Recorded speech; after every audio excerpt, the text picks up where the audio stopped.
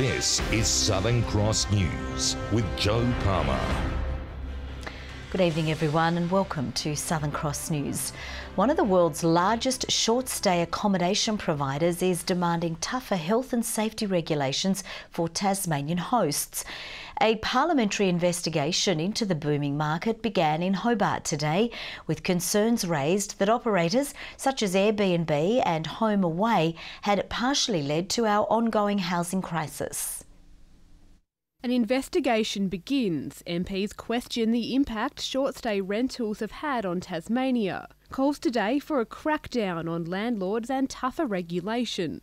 The parent company of Stays fronted the inquiry, urging for data on the short-stay market to be made public. Sharing of data is going to be a key component to making sure that the right regulation is brought in, that makes sure that communities know that we're acting responsibly, our homeowners understand what the rules are clearly. The company is pushing for a mandatory code of conduct for hosts and a 3 strikes and you're out rule. With almost 5,000 short-stay properties now in Tasmania, it denied accusations that providers were in part responsible for our rental crisis. Other experts disagreed. One of the most significant impacts is on the supply of long-term residential accommodation. So it is one of the drivers of the housing challenges that we're facing in Tasmania and particularly in Greater Hobart. In our experience, those are people who, for whom the house that they're letting out is a holiday house and they want to go and visit it several times a year. It makes it impractical to make it available for long-term rental. The government will introduce tougher new laws by the end of the year, going ahead with the proposed changes despite not knowing the inquiry's recommendations. We're not into having additional compliance and red tape.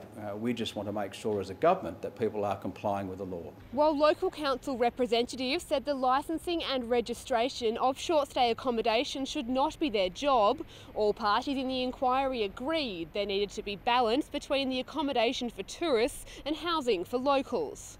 The fundamental issue that's been exposed by this is an underinvestment in the two markets, visitor accommodation and residential accommodation. So clearly we need to stimulate continued growth in both those markets. The inquiry continues tomorrow. Michelle Wisby, Southern Cross News. Detectives are investigating a shooting at Chigwell last night. Shots were fired into a Maroubra Circle home just before 8:30. They damaged the building but no one was hurt. Police say the occupant was unaware their house had been shot at. Investigators are calling for information about an unspecified vehicle that sped from the scene. The man accused of murdering Launceston's Jake Anderson Breckner has faced court for the second time. Police allege Jack Harrison Vincent Sadler murdered the 24-year-old last month. Mr Sadler did not enter a plea today as he fronted the Launceston Magistrates Court. Supporters of the victim swore at the accused as he left the room. He will front court again tomorrow morning. Meanwhile, police have suspended the search of the Launceston Waste Disposal Centre as they review the search zone. A torso found in Myrtle Park last month was yesterday identified as being that of Mr Anderson Breckner. The University of Tasmania and TasTAFE could one day share facilities thanks to a new agreement reached today. The two institutions have committed to working closer together to help students with study pathways. Over the next year, they'll look into the possibility of sharing spaces and creating complementary courses. Whatever point it is in their life course and wherever it is that they've begun, there will be an educational pathway that can take them to their potential and help the state get to its potential. We're two organisations that can come together to create something that's a bit more bespoke potentially to service the needs of our Tasmanian people. The new partnership will also focus on providing opportunities for students in regional Tasmania. Winter might be over, but the wild weather isn't behind us just yet, with damaging winds expected to lash the state from tomorrow morning. Gusts are predicted to reach up to 100 kilometres an hour, with a chance of thunderstorms in the west and north coast.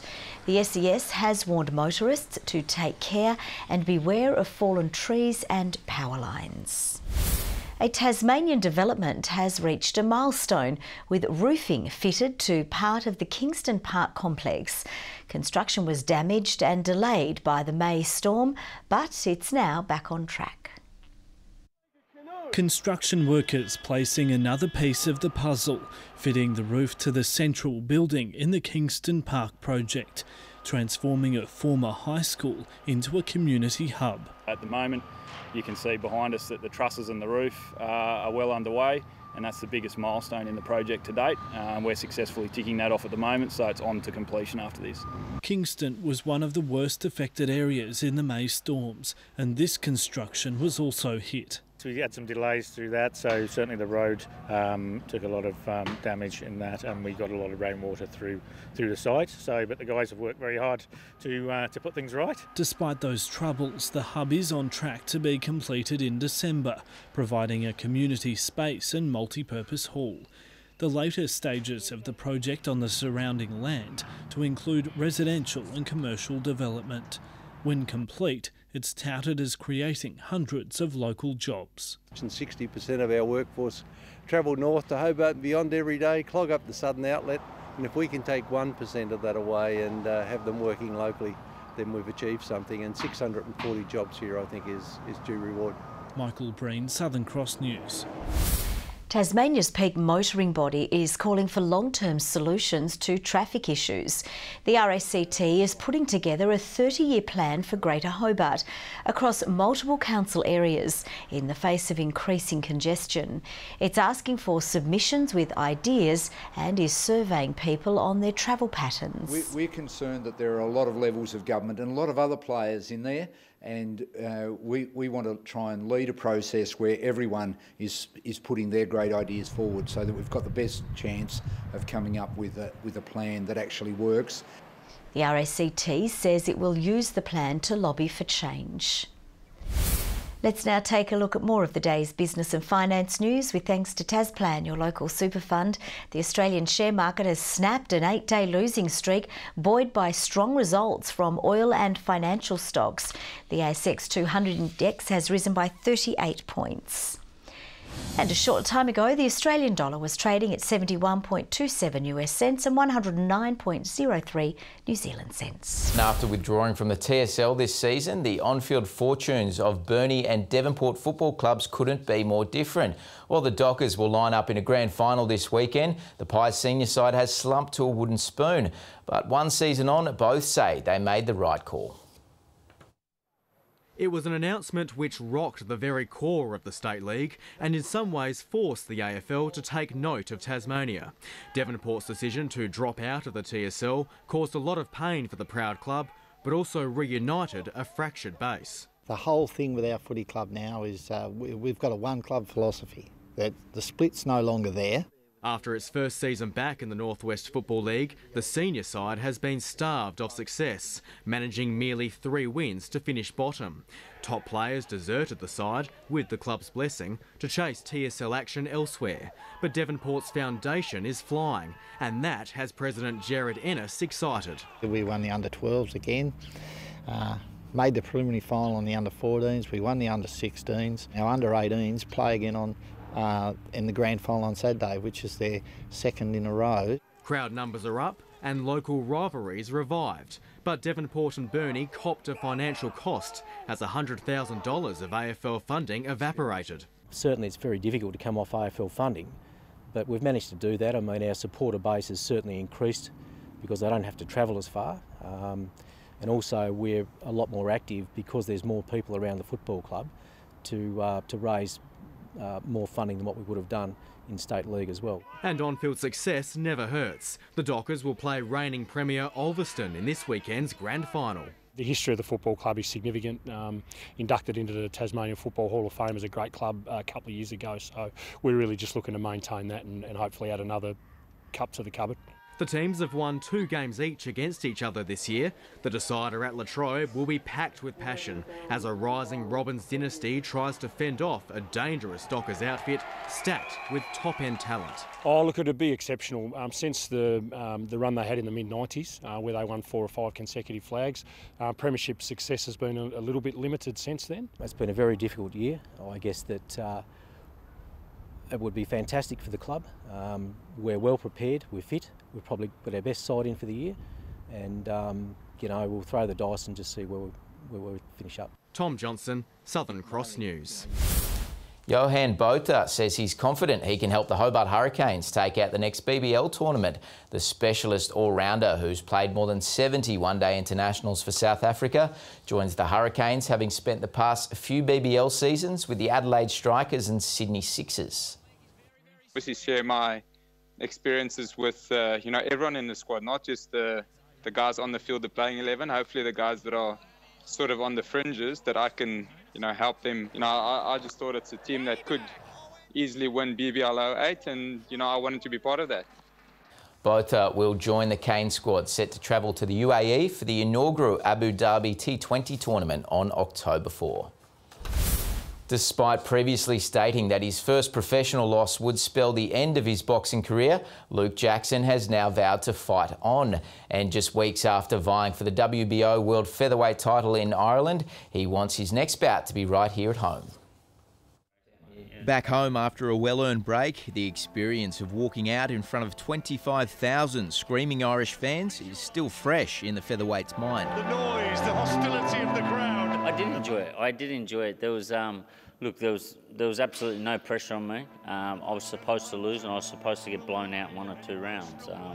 But I stuck in there and I dug down, and I think I showed some character and I showed some heart. Battered but not broken, Jackson says he knew he wanted to continue boxing just moments after last month's title bout.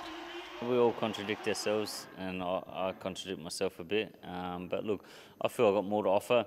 With trainer Billy Hussein throwing in the towel in round 9, the Tasmanian says he would have preferred to fight on against hometown hero Carl Frampton, despite perforating both eardrums before being dropped with a vicious body shot in round 8. It was just, pointless to stay in there and take any more punches to the head, and explain to me that there's more to life than boxing. Still savouring his taste of the big stage, Jackson hopes to fight again as early as November, with plans to bring another event to Hobart's Rest Point Casino.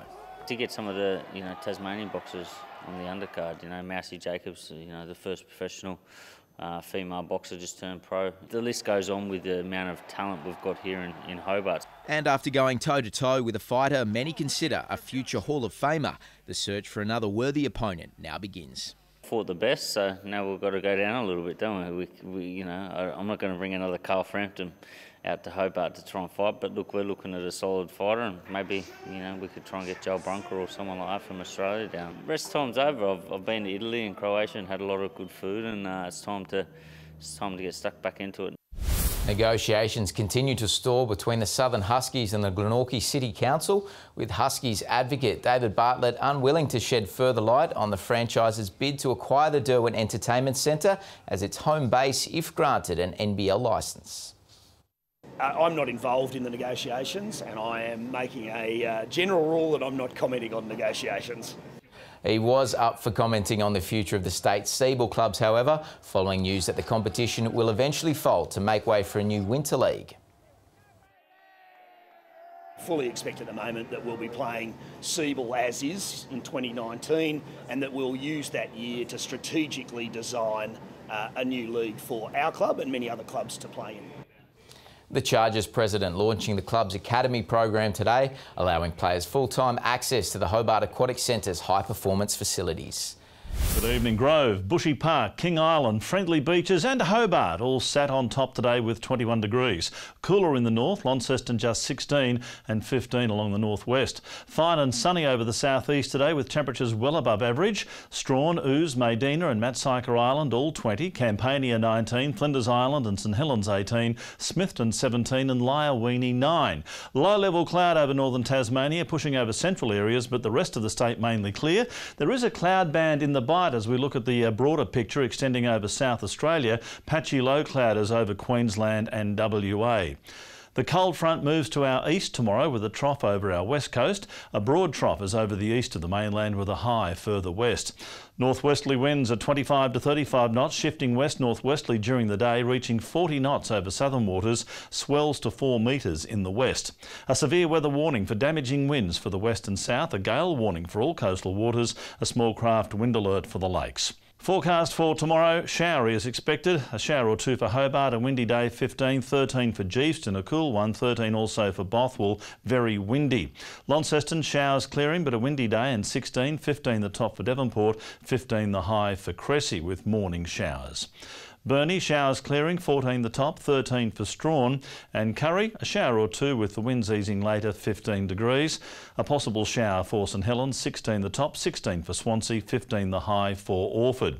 On Thursday, showers mainly over the west and north. A fine start to Friday until a shower develops over the west and south during the afternoon and evening, and on Saturday, showers extending statewide in the morning, retreating to the west and south by evening. Snow down to 400 metres and possibly lower in the west. A cold snap on the way. Cloudy in Perth, Adelaide and Melbourne tomorrow. Sunny but windy in Sydney. Partly cloudy in Brisbane. A fine 32 in Darwin. And conditions around the state cooling down a little bit. It's currently clear in all three centres. Joe, good to see that you put my holiday gift to good use. You wanted to. It cost 35 Moroccan dirham. Yes, he says he doesn't love me, but he always brings me back a present. I'm lucky. That's all from the team for now. See you a bit later.